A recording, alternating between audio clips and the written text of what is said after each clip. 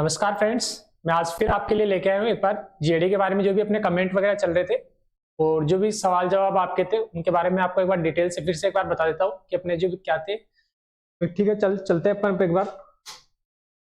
तो सबसे पहले थे अपने कमेंट और उनके जवाब पार्ट 4। मैं 4 पार्ट लेके आया हूँ आपके लिए। चलिए चलते हैं अपन इसके ऊपर।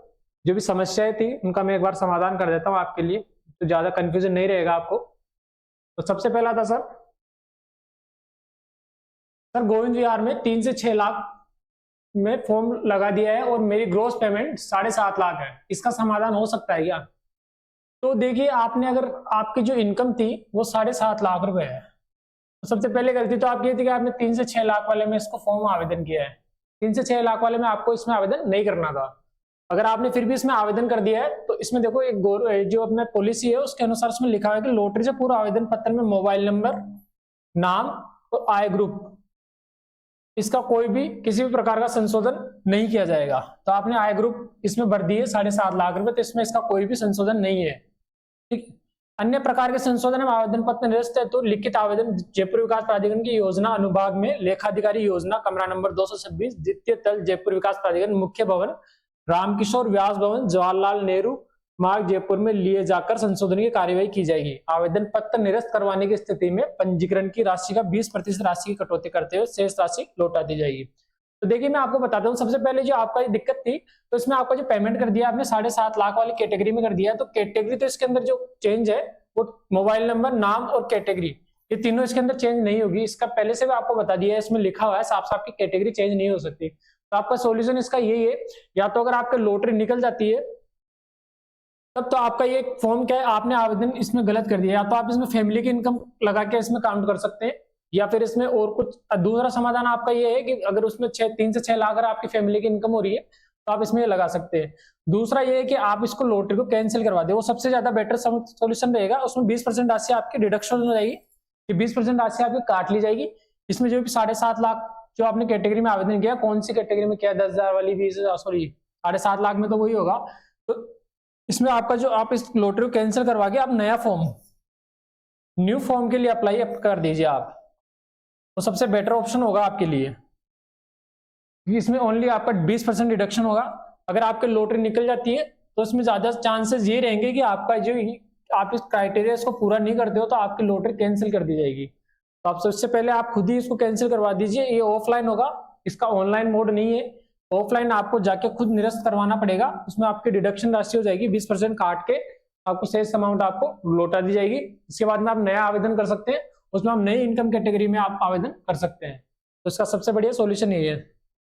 ठीक है, अगर फिर भी कोई दिक्कत है तो आप और एक बार कमेंट करके, कुछ और भी समस्या है आपके तो कमेंट करके मेरे को पूछ सकते हैं, मैं आपको आने वाले पार्ट 5 में उसका जवाब दे दूंगा। चलो चलते हैं अपन नेक्स्ट क्वेश्चन पे। नेक्स्ट क्वेश्चन था, गोविंद विहार या अटल विहार कौन सी योजना भविष्य के लिए फायदेमंद में रहेगी? तो देखिए, गोविंद विहार, अटल विहार या फिर अभी एक नई और पटेल नगर वाली स्कीम लॉन्च हुई, तीनों में से जो फायदेमंद है वो सर दो तो जो अपने गोविंद विहार और पटेल नगर, ये दोनों अपने रिंग रोड, जो रिंग रोड है इसके टच में है, बिल्कुल रिंग रोड के एकदम टच में है। ठीक है, इसके वहां पे डेवलपमेंट अभी थोड़ा ज्यादा हो जाएगा, लेकिन जो अटल विहार वाली है इसमें डेवलपमेंट होगा। अगर आपको भविष्य के लिए देखना है थोड़ा, अगर आपको अभी बेचना है तो अभी बेचने के हिसाब से, मतलब अगर आपको लेटेस्ट कुछ आने वाले थोड़े से समय में अगर आपको रीसेल वैल्यू के हिसाब से चाहिए तो आपके लिए ये दोनों स्कीमें बेस्ट है, पटेल नगर और गोविंद विहार। ये मेरे पर्सनल ओपिनियन है, बाकी आप अपनी इच्छा अनुसार कुछ भी चूज कर सकते हैं, मैं आपको चूज करने के लिए नहीं कह रहा हूं।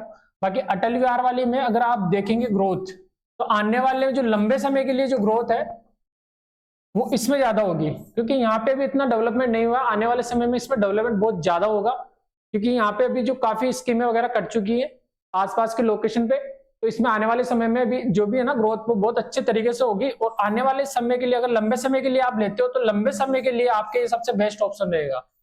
बाकी आपके पर्सनल ओपिनियन रहेगा कि इसमें आपको कौन सी स्कीम में अप्लाई करना है, कौन सी स्कीम में नहीं करना है। तो चलिए चलते हैं अपन नेक्स्ट क्वेश्चन पे।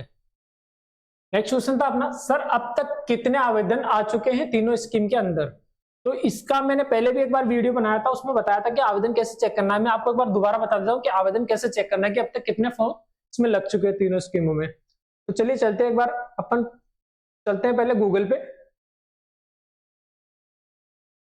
गूगल पे टाइप करना अपन जेडीए की जो वेबसाइट है जयपुर डेवलपमेंट अथॉरिटी, इसमें आप डायरेक्ट डाल सकते हैं jda.rajasthan.gov.in।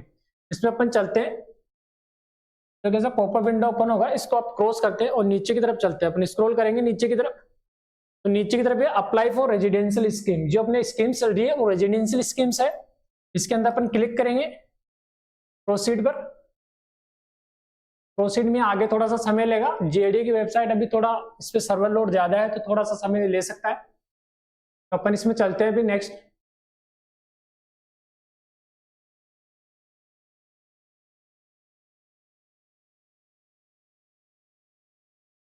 देखिए ये इसमें खुल गया। इसमें आपको तीनों स्कीमें बता रखी है। जयपुर विकास आवास योजना पटेल नगर वाली, इसके आवेदन 14 जनवरी 2025 से लेकर 13 फरवरी 2025 तक है। इसके अलावा दूसरी योजना चल रही है गोविंद विहार वाली, उसका 25 दिसंबर से 7 फरवरी, ये डेट बढ़ा दी गई है। पहले इसकी डेट कम थी, अभी नया नोटिफिकेशन आया था उसमें आपकी डेट बढ़ा दी गई है। और लॉटरी इसकी तिथि 20 फरवरी को, जो पटेल नगर वाली है उसकी 24 फरवरी को, और ये अपने अटल विहार वाली उसकी 14 फरवरी को। तो ये इसकी लास्ट डेट 7 फरवरी रखी गई है। इन दोनों की डेट सेम है 7 फरवरी। और जो अभी नई स्कीम लॉन्च हुई थी पटेल नगर वाली, उसमें रखी गई है 13 फरवरी 2025। तो मैं आपको एक बार बता दूं कि इसमें कितने आवेदन हुए। तो जो अपना क्वेश्चन था वो चेक कैसे करते हैं, तो इसी में अपन चलते हैं। जैसे अपन को अटल विहार वाला चेक करना है, तो ये जो था इसके अंदर चलते हैं अपन, प्रोसीड पे क्लिक करते हैं। प्रोसीड पे क्लिक करने के बाद इसमें कितने आवेदन आए उसके लिए एक अलग से इसमें दे रखा है। चलो चलते हैं अपन एक बार चेक कर लेते हैं इसको। देखो इसमें आ जाएगा, ये देखो ये इसमें पीडीएफ आ रही है reservation category wise application received. तो इसमें अपन चलेंगे कितने आवेदन इसमें हो चुके। तो ये ऐसा अपने को डाउनलोड हो जाएगी फाइल, इसमें दिखा रखा है अभी कितने आवेदन आ चुके। तो अभी तक जो इसका डेटा है वो आ चुका है, ये है 19 जनवरी 2025 का डेटा है। और इसमें जो आवेदन आ चुके हैं 31,947 कुल आवेदन इसमें आ चुके हैं। तो टोटल अभी जो अटल विहार वाले में 31,947 टोटल आवेदन आ चुके हैं। इसके अलावा मैं आपको दूसरी स्कीम में बता देता हूँ एक बार। दूसरी स्कीम का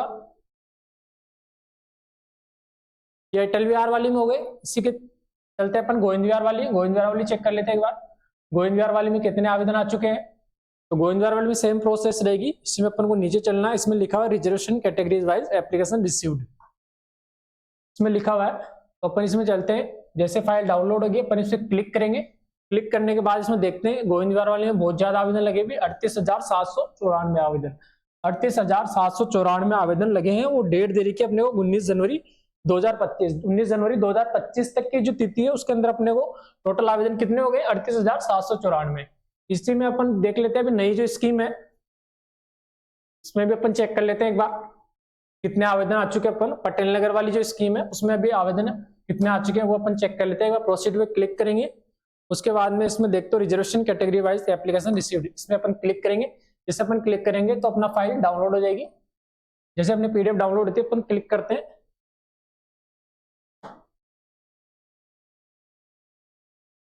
ये जो डेटा है 19 जनवरी 2025, इसके 3,119 आवेदन अभी इसको आ चुके हैं इसके अंदर। तीनों का मैंने आपको बता दिया कि कितने आवेदन आ चुके हैं इसके अंदर। तो चलिए अपन चलते हैं एक बार नेक्स्ट क्वेश्चन पे, ऐसे आप चेक कर लेना। सर इनमें इनकम ग्रोस सैलरी मानी जाएगी या नेट सैलरी का कैटेगरी में लिया जाए माना जाएगा। तो सर इसमें ये काफी लोगों को कंफ्यूजन है कि इनकम जो है वो ग्रोस मानी जाएगी या फिर अपनी नेट मानी जाएगी। इसमें देखिए इनकम क्या है कि ग्रोस ही मानी जाएगी, इसमें पहले से बताया गया। और इनकम जो लगेगी वो भी 2023-24 की लगेगी।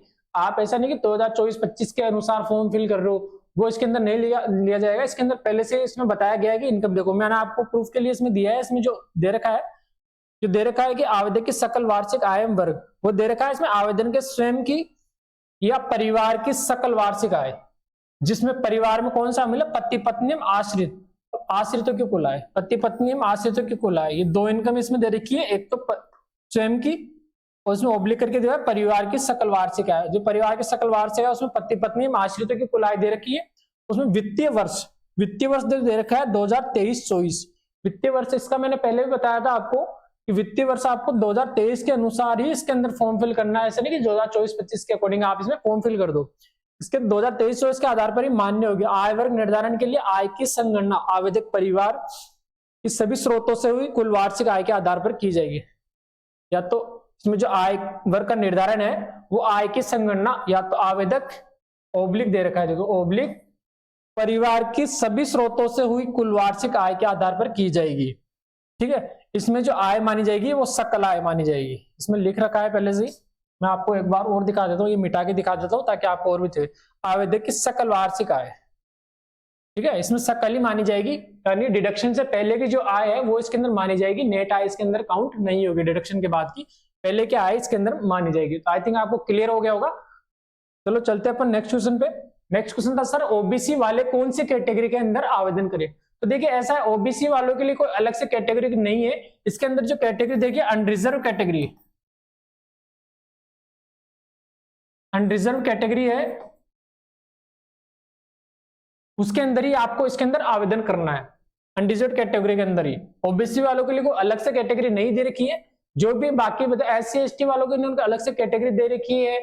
आपके जो भी एक्स सर्विसमैन वगैरह है उनके लिए अलग से दे रखी है, एक्स सर्विसमैन वगैरह के लिए। इसके अलावा आप जैसे अपने गवर्नमेंट एम्प्लॉय वगैरह है, सेंट्रल के या फिर स्टेट एम्प्लॉय, उनके लिए अलग से दे रखी है। लेकिन इसके अंदर अलग से ओबीसी वालों के लिए कोई कैटेगरी नहीं दे रखी, तो ओबीसी वालों को अनरिजर्व्ड कैटेगरी के अंदर ही आवेदन करना है, अनरिजर्व्ड कैटेगरी अंदर।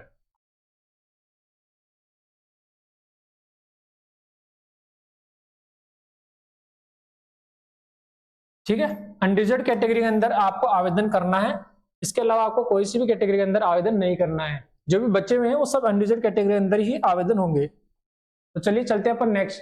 सर लॉटरी फॉर्म कैंसिल कर सकते हैं क्या और सिक्योरिटी राशि वापस मिल जाएगी क्या। देखिए इसका मैंने आपको पिछले क्वेश्चन में बताया था कि लॉटरी फॉर्म कैंसिल बिल्कुल कर सकते हैं। अगर आपको नहीं है, आपको नहीं पता है कि लॉटरी फॉर्म कैंसिल कैसे करने हैं, तो मैंने आपको बता दिया कि कैसे जाके इसमें ऑफलाइन आप इसको कैंसिल करवा सकते हो। ऑफलाइन का एड्रेस है वो मैंने आपको बता दिया, जस्ट पीछे वाले क्वेश्चन में फर्स्ट क्वेश्चन आई थिंक वो था, उसके अंदर मैंने आपको बता दिया था कि फर्स्ट क्वेश्चन के आप उसके अंदर जाके लॉटरी कैंसिल करवा सकते हो, ऑफलाइन होगा। इसका कोई ऑनलाइन माध्यम अभी जेडी ने नहीं दिया है कि आप डायरेक्ट ऑनलाइन जाके आप इसको कैंसिल करवाते हो। इसमें जो कैंसिलेशन राशि है वो आपको राशि सिक्योरिटी राशि जो आपने जमा कराई है ना वो वापस मिल जाएगी आपको, लेकिन उसमें डिडक्शन होगा 20%। ये आप ध्यान रखिए, उसमें डिडक्शन होगा वो 20% डिडक्शन होगा, उसके बाद में जो आपको शेष राशि आपको मिल जाएगी, उसमें कोई इतनी वो नहीं है। ठीक है, इसमें नीचे भी लिखा हुआ है जैसे प्राधिकरण में जमा आवेदन राशि वापस लेने पंजीकरण का रिफंड, लॉटरी तिथि से पूर्व, लॉटरी निकलने से पहले एवं पश्चात, आप दोनों समय इसका कैंसिल करवा सकते हो। लॉटरी निकलने से पहले भी कैंसिल करवाते हो, लॉटरी निकलने के बाद भी आप कैंसिल करवा सकते हो। तथा आवंटन से मांग पत्र जारी होने के बाद रिफंड चाहने पर जमा पंजीकरण राशि की 20% राशि की कटौती करते हुए शेष राशि रिफंड की जाएगी। इसमें साफ साफ लिखा हुआ है कि 20% राशि काट के शेष राशि रिफंड की जाएगी। आई थिंक आपको ये दिख रहा होगा और बहुत अच्छे से समझ में भी आ रहा होगा। पर फिर भी कोई इश्यू है, आपको कोई नहीं समझ में आ रहा है तो आप मेरे को पूछ सकते हो एक बार। चलो अपन चलते हैं नेक्स्ट क्वेश्चन पे। तो नेक्स्ट क्वेश्चन था अपना, सर एक व्यक्ति अलग अलग योजना में आवेदन कर सकता है क्या मतलब गोविंद विहार और अटल विहार दोनों में, या फिर एक योजना में ही आवेदन कर सकता है, कृपया बताएं। इसके लिए देखो अलग से मैंने आपको पहले भी बताया था कि इसके लिए आप दो, अगर आप जेडी के अकॉर्डिंग इसमें वैसे तो एक ही जगह आवेदन करना है, लेकिन आप दो जगह आवेदन करना चाहते हो तो उसमें जैसे मिलेगा क्या होगा कि अगर आप किसी ने दो आवेदन कर दिया, अलग अलग जगह से आवेदन कर दिए, जैसे आपने भी कर दिया, आपके वाइफ ने भी कर दिया आवेदन, तो फैमिली में मिलेगा तो सिर्फ एक को ही। ठीक है, आपको दूसरी राशि कैंसिल करवानी पड़ेगी इसमें। तो दूसरी लॉटरी है, अगर मिलेगा आपको दोनों को निकल गया तो आपको एक को कैंसिल करवाना पड़ेगा, नहीं तो आपकी दोनों कैंसिल हो जाएगी ऑटोमेटिक। अगर आपने एक को कैंसिल नहीं करवाया तो आपके दोनों ऑटोमेटिक कैंसिल हो जाएगी। दो में से आपने भी आवेदन कर दिया, आपकी वाइफ ने भी आवेदन कर दिया, दोनों में से दोनों के लॉटरी निकल गई, लेकिन आपको एक को ही आवेदन करना है, दूसरे को कैंसिल करवाना पड़ेगा। अगर आप कैंसिल नहीं करवाते तो आपके दोनों लॉटरी ऑटोमेटिक कैंसिल हो जाएगी। ठीक है, इसमें लिखा हुआ है, देखो मैं आपको बताता हूँ आवेदन फॉर्म लेने की विधि। ये मैंने आपको बताया था, ये देखिए, एक परिवार पति पत्नी आश्रित द्वारा एक से अधिक भूखंड आवेदन करने एवं लॉटरी में एक से अधिक भूखंड निकलने पर परिवार को एक ही भूखंड आवंटित किया जाएगा। ठीक है, शेष भूखंडों की जमा पंजीकरण राशि लौटा दी जाएगी। ऐसा कुछ भी नहीं है इसमें, इसमें लिखा हुआ है कि एक से अधिक भूखंड निकलने पर परिवार को एक ही भूखंड आवंटित किया जाएगा, शेष भूखंडों की जमा पंजीकरण राशि लौटा दी जाएगी। इसकी सूचना आवेदक द्वारा प्राधिकरण को दी जाएगी, लेकिन ये देगा कि ये आप कैंसिल करवानी पड़ेगी इसके लिए। ठीक है, अगर आप कैंसिल नहीं करवाओगे ना लॉटरी तो दोनों आपकी कैंसिल हो जाएगी, ये थोड़ा विशेष ध्यान रखिए आप। ठीक है, मैं आपको बता देता हूँ। नेक्स्ट क्वेश्चन था अपना, दिखा लिया गया सर, डॉक्यूमेंट कब जमा करवा सकते हैं? तो देखिए इसमें जो डॉक्यूमेंट का है, लॉटरी में सफल हुए आवेदक को जयपुर विकास प्राधिकरण की वेबसाइट के माध्यम से भरा हुआ फॉर्म डाउनलोड किए जाने की सुविधा उपलब्ध होती है। प्रार्थी द्वारा डाउनलोड किए गए फॉर्म पर निर्धारित स्थान पर वर्तमान फोटो तथा हस्ताक्षर के साथ निम्नलिखित प्रमाण पत्र दस्तावेज लॉटरी की तिथि से 21 दिन के अंदर संबंधित जोत कार्यालय में जमा करवाना होता है, अन्यथा आवरण निरस्त कर दिया जाएगा। अभी काफी लोगों को कंफ्यूज है कि सर मैंने फॉर्म फिल कर दिया है लेकिन मेरे अभी तो कोई डॉक्यूमेंट अपलोड नहीं हुए या मेरे से कोई पेमेंट रिफंड के लिए कुछ भी नहीं मांगा है। तो इसमें देखो आवेदन करने के दो माध्यम थे, एक तो आप ई मित्र के द्वारा करते हो, ठीक है, जिन व्यक्तियों ने ई मित्र के द्वारा आवेदन किया है, या फिर एक वो व्यक्ति है जिन्होंने डायरेक्ट जेडीए की वेबसाइट द्वारा आवेदन किया है।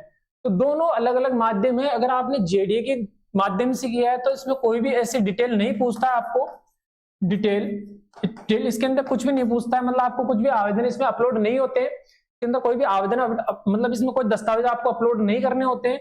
इसमें यहाँ तक कि बैंक की डिटेल भी आपसे नहीं पूछेगा, इसमें डायरेक्ट पेमेंट होगा।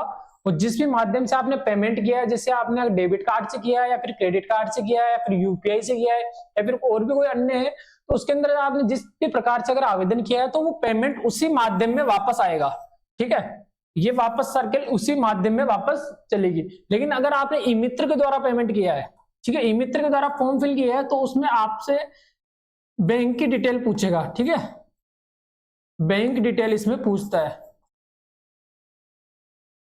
इसमें बैंक की डिटेल आपसे पूछेगा रिफंड के लिए कि आपको रिफंड किस अकाउंट में चाहिए।